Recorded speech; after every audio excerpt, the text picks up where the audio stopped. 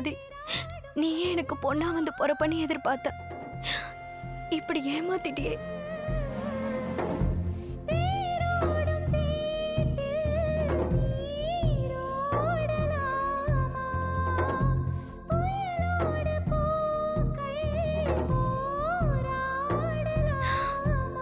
இருந்தாலும் நீ மேல இருந்து என் புள்ளைய ஆசீர்வாதம் பண்ணு.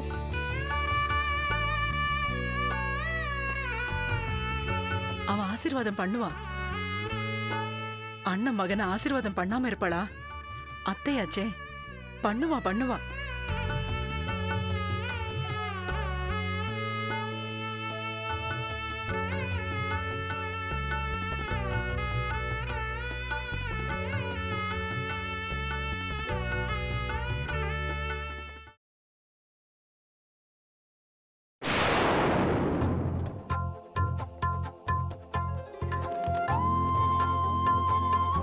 இந்தம்மா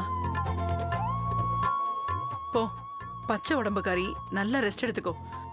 நான் பத்தி சாப்பாடுக்கு வேண்டிய மசாலா பருப்பெல்லாம் ரெடி பண்ண போறேன். போ தங்கதுரை, கூட்டிட்டு போப்பா.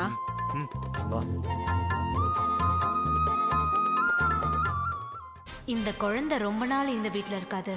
காஞ்சனா மேடம் இங்க இருக்க விட மாட்டாங்க.